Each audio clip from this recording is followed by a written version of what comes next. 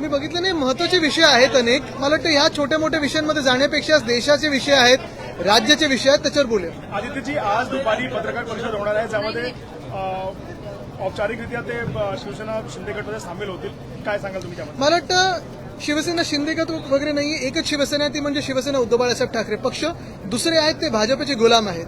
आणि ह्याच्यात आपण पाहिलं असेल, हे जे विकाऊ लोक आहेत जे आज तिकडे चाललेले आहेत, जनतेने पाहिलेलं आहे की आज लाडक्या बहिणी 85 लाख लाडक्या बहिणींना त्या योजनेतून बाहेर काढलेले आहे. आज शेतकऱ्यांची कर्जमाफी, म्हणजे आम्ही कर्जमुक्ती केली आहे, कर्जमाफी बोलतात, ती देखील पूर्णपणे होत नाही, ती फसवी होत आहे. एका बाजूला बीएसटीला द्यायला पैसे नाही, दुसऱ्या बाजूला आपण पाहतोय जे कामं चालली आहेत महाराष्ट्र राज्यामध्ये ती बिलं काढली नाही जात आहेत. पण ह्या सगळ्या लोकांना विकत घ्यायला यांच्याकडे पैसे आहेत. ही विकाऊ लोक, हे नालायक लोक जे आज तिथे चाललेले आहेत, परवा संजय राऊतजींनी त्यांचं चांगलं वर्णन केलं, ही लोक जी गेलेली आहेत, ह्यांना जनता कुठचं ऑपरेशन करायचं ठरवेल. पण ह्याच्यात एक महत्वाचं आहे, हे सगळे जे खोटारडे लोक आज तिथे चाललेले आहेत, हे जिंकून आले ते भाजपाच्या विरोधातल्या मतांवर, हे जिंकून आले ते उद्धव साहेबांच्या चेहऱ्यावर जिंकून आलेत, हे जिंकून आले ते शिवसेना उद्धव बाळासाहेब ठाकरे पक्ष असेल, राष्ट्रवादी काँग्रेस शरदचंद्र पवार साहेबांचा पक्ष असेल किंवा काँग्रेस असेल, आणि आमचे सगळे मित्रपक्षांच्या सभा मागून मागून जिंकून आलेले आहेत. हे स्वतःच्या चेहऱ्यावर किंवा भाजपच्या चेहऱ्यावर जिंकून आलेले नाहीयेत. आणि लोक त्यांना त्यांच्या मतदारसंघात तसेचे तशी उत्तरं देतील. त्यांच्याबद्दल बोलत होतो. मला वाटतं दुर्भाग्यपूर्ण आहे, आम्ही जे दिलं त्यांना ते प्रेमच दिलं, एवढी वर्ष त्यांच्या सोबत उभं राहिलो, परिवार म्हणून सोबत उभं राहिलो, आणि अशा वेळेला सौदा करणं ह्या अशा काही गोष्टींसाठी स्वतःच्या नावाच्या स्वतःच्या परिवाराचं हे दुःखद आहे. थोडं मराठी उद्या मग तुमच्याकडे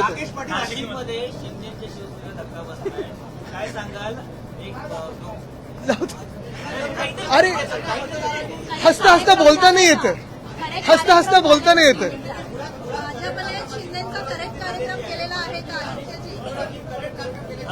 अरे ये तो सिर्फ ट्रेलर है. मुंबईमध्ये केवळ 8% पाणी, मुंबईमध्ये 8% पाणी शिल्लक राहिलं आहे. मराठी उद्या मग ऐका, मराठी उद्या मग हिंदी करू, मग इंग्लिश करू, सगळ्या भाषा करू. मुंबईमध्ये केवळ 8% पाणी शिल्लक राहिलं आहे आणि पहिल्यांदाच असं होतंय की जे रिझर्व्ह पाणी आहे ते वापरण्याची वेळ येत आहे महापालिकेवर. आणि असे देखील सांगण्यात येते की जे सांडपाणी आहे त्याची प्रक्रिया करून पिण्याच्या पाण्यात. मी हे अनेकदा आधी पण म्हटलेलं आहे आणि आता पण म्हणत आहे. आपण पाहिलं असेल, भाजपला देशात दंगे करता येतात, गदारोळ करता येतो, प्रचार खूप चांगला करता येतो, एक वेगळं वातावरण बनवता येतं. लोकांची जी मनं आहेत ती तशी एका वेगळ्या प्रकारे मतभेद किंवा ते एक सगळं करून लोकांना एकदम त्या कसं त्याच्यात खेचायचं हे येतं. पण महत्वाची गोष्ट एवढीच आहे की भाजपला शासन करता येत नाही, सरकार चालवता येत नाही.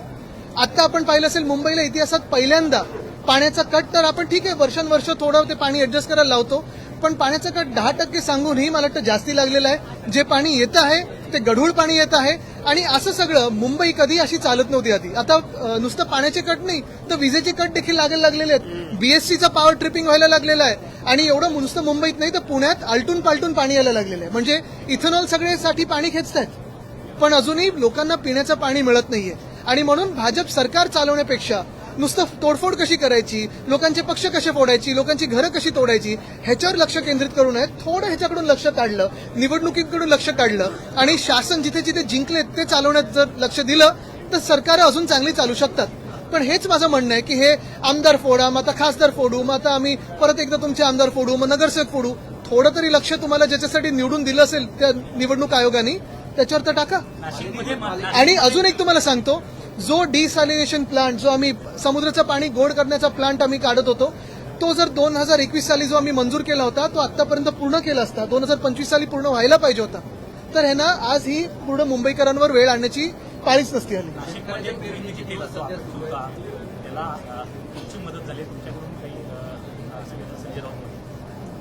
मग अशी सांगितलं ना मी, खासदार निघून गेले ते एक सांगतायत निधी मिळत नव्हता, राष्ट्रीयकर असेल किंवा ओमराजे निंबाळकर, त्याच्यामुळे हे पाऊल उचलावं. म्हणजे दुसरी बाजू ही पण दिसत आहे की हे सरकार कसं मतभेद करतं, हे एक फार महत्वाचं आहे. आज आम्हाला इथे सगळे जे आम्ही आमदार उभे आहोत, आम्हाला कोणालाही निधी मिळत नाहीये.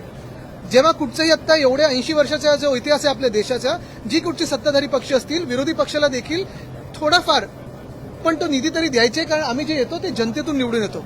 जर तुम्ही आम्हाला निधी नाही दिलात फक्त अन्याय हा फक्त आमच्या मतदारांवर नाही तर तुमच्या पण मतदारांवर तेवढंच होतो, कारण सगळे ह्या देशाचे नागरिक आहेत.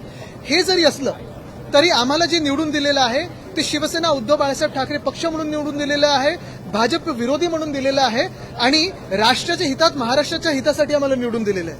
हे जे कोणी पलटत ना तिथे निधी द्या ते काही मतदारसंघाच्या निधीसाठी नाही, स्वतःच्या खिशांसाठी पळून गेलेले आहेत. हा सौदा केलेला आहे त्यांनी.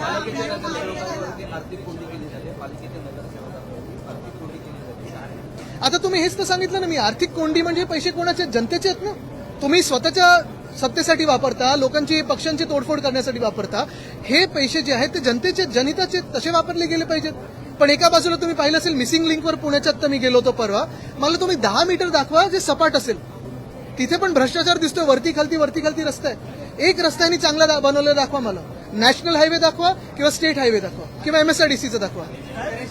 हा तुमचा मगाच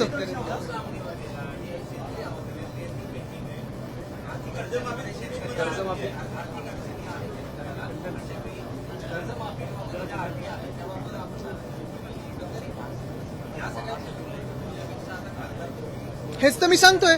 म्हणजे हे सगळं सोडून भाजप आणि त्यांचे जे मित्र पक्ष आहेत आणि त्यांचे जे गुलाम पक्ष आहेत ते नुसतं खासदार कसे फोडायचे, आमदार कसे फोडायचे, सत्ता अजून कशी प्राप्त करायची. आणि ह्यांना परत एकदा सांगतोय, आमचे आमदार खासदार का फोडतायत? कारण यांना महामानव डॉक्टर बाबासाहेब आंबेडकरांनी लिहिलेलं संविधान बदलायचं आहे. ह्या देशाच्या जनतेने 2024 मध्ये ह्यांना रोखलं, 2040 वर रोखलं आणि म्हणून हे सगळे खासदार निवडून दिले होते. आता हेच खासदार फोडून त्यांना परत महामानव डॉक्टर बाबासाहेब आंबेडकरांचं संविधान हे बदलायचं आहे.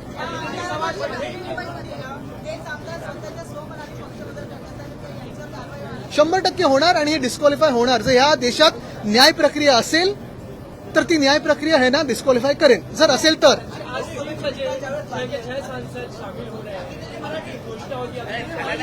पूर्ण मराठी उद्या मग हिंदी.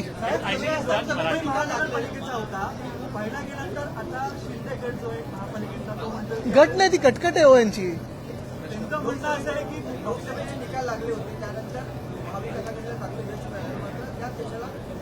मी आज तुम्हाला परत सांगतो महत्वाची गोष्ट हीच आहे की हे जी त्यांनी तोडफोड केली हे 6 जे आहेत विकाऊ लोक, त्यांनी राजीनामा द्यावा आणि पुन्हा एकदा भाजपच्या चेहऱ्यावर जे कोण त्यांचे प्रमुख नेते असतील त्यांच्या चेहऱ्यावर आज निवडणूक लढवावी. आज पण त्यांना हरवून दाखवा. नवी मुंबईमध्ये नियमांचं उल्लंघन करून डान्स बार अद्यापही सुरू आहेत.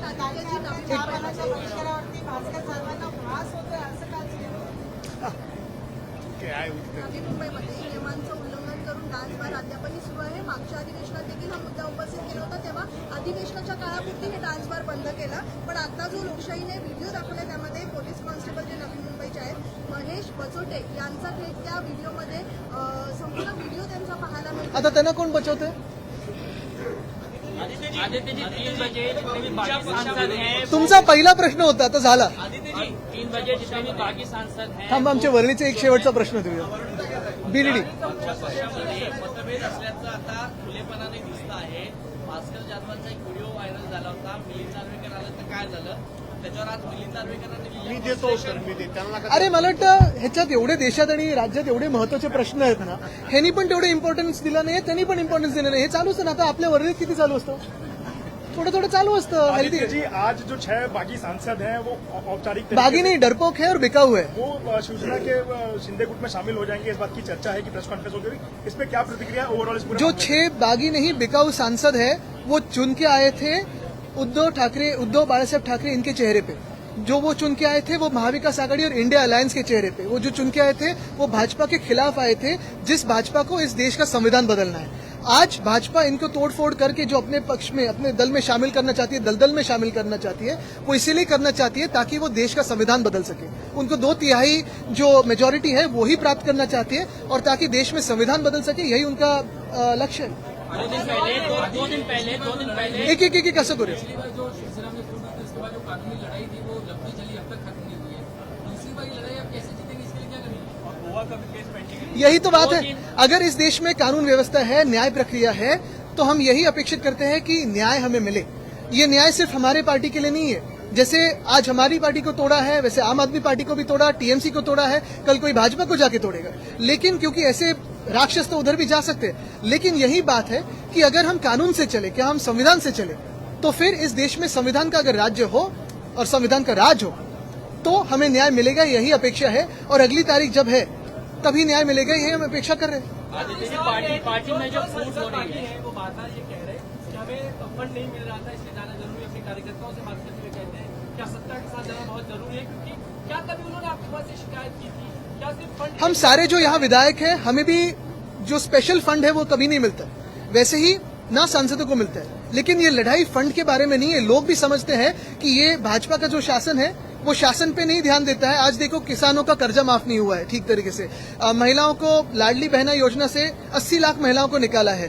बहुत सारी प्रश्न है। आज महंगाई बढ़ती जा रही है, गैस डीजल पेट्रोल के तो सवाल है ही, लेकिन ये सारी बातें छोड़ के नीट का भी सवाल तो है ही। ये सारी बातें एक तरफ, और भाजपा का जो एक सत्ता पिपासु वृत्ति है उनकी, वो तो दिख रही है। उनको 2/3 मेजोरिटी चाहिए ताकि वह संविधान बदले। और आज ये जो फंड के बारे में बात कर रहे हैं, ये तो स्पष्ट कर रहे हैं कि भाजपा का शासन फेयर नहीं है, अनफेयर है। शिवसेना विधायक कह रहे हैं कि ऑपरेशन टाइगर 2 आज खत्म हुआ, टाइगर 3 ऑपरेशन की शुरुआत हुई है। शिवसेना विधायक ये मेरे साथ कई है, विधायक हमारे संपर्क में हैं। यही करते रहो, जिंदगी भर यही करते रहो, लेकिन शासन कब चलाओगे? आज जनता भी सवाल पूछ रही है कि आपको ये विधायक या खासदार, ये सांसद तोड़ने के लिए जितना पैसा लगता है, 2-3 किसानों का कर्जा तो मुक्त करके दिखाए उतने पैसों में। यही बात है ना कि आज चुन के किस लिए दिया था, क्यों दिया आपको चुन के? सारा शासन एक तरफ और आपके जो ये गंदे काम है वो आप उसी में व्यस्त हो। आदित्य जी, आज महाराष्ट्र में बीजेपी से ज्यादा सांसद जो है वो शिवसेना के हो जाएंगे, एकनाथ शिंदे जी के। कुछ लोग ये भी कह रहे हैं कि क्या वापस से मुख्यमंत्री पद पाने के लिए क्या ये सब कर रहे हैं? आपको क्या लगता है? मुझे लगने से ज्यादा फडणवीस साहब को क्या लगता है, ये आप देखें। नासिक के जो नतीजे आए हैं एमएलसी इलेक्शंस के, उसको किस तरीके से देखती है आपकी पार्टी? मैं देखता नहीं हूँ। हम यही देख रहे हैं कि कभी कभी शिंदे भी देखिए कि उनके साथ अंत में क्या होने वाला है। नितेश राणे ने आप पर व्यक्तिगत हमला करते हुए कहा लीडर ऑफ अपोजिशन हे हाईटच्या खालती मी बोलत नाही, त्यांचं बिलो द बेल्टच असेल। इतना डरते हैं हमसे। और देखिए, अभी तो सांसद भी फोड़ रहे हैं, कहते हैं विधायक भी लेके जाएंगे, फिर क्या कॉर्पोरेटर भी लेके जाएंगे, फिर ये भी लेके जाएंगे, वो भी लेके जाएंगे। ठीक है ना, नो प्रॉब्लम, हम लड़ेंगे, अकेले लड़ेंगे। लेकिन नेता विपक्ष का क्या, इतना क्यों डर है आपके मन में? Aditya, 6 MPs from your party. Once we finish Hindi, then we'll come to English.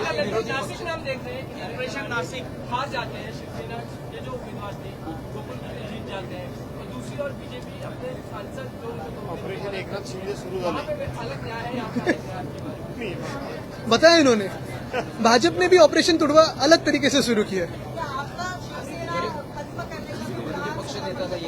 करिए, 100 कोशिश करिए।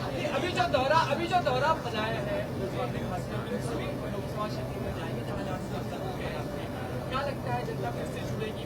हम तो यही कह रहे हैं, जो सांसद तोड़े आपने, जो सांसद खरीद लिया आपने, वो इस्तीफा दे और चुनाव लड़ने के लिए सामने आए। जो भी भाजपा का चेहरा उनके साथ रहेगा, चलो लड़िए हमारे साथ, हम आपको हरा के दिखाएंगे, हम जीत के दिखाएंगे, क्योंकि हमने लोगों के दिल जीते हैं। अधिवेशनाचा पहिला दिवस आहे, अधिवेशन संपेपर्यंत विचारा, त्यांनाच विचारा। Aditya, these 6 rebel MPs from your party are defecting towards the Eknath Shinde Shivsena party. Legally and constitutionally, what will be your plan of These are action? not rebel MPs. These are MPs who had put themselves out in the market to be bought, and they've been bought today. It's unfortunate for them. It's unfortunate for their families and their reputation. Eknath Shinde is also saying that Operation Tiger will continue for MLAs as well as corporators. That shameless thief wants to become the chief minister. He tries to destabilize the government every time, and he will want to eat the BJP at some time. But the most important thing today is he should focus on his department and his work. Apart from that, he's been focusing on everything. Thank you. हाँ ठीक है।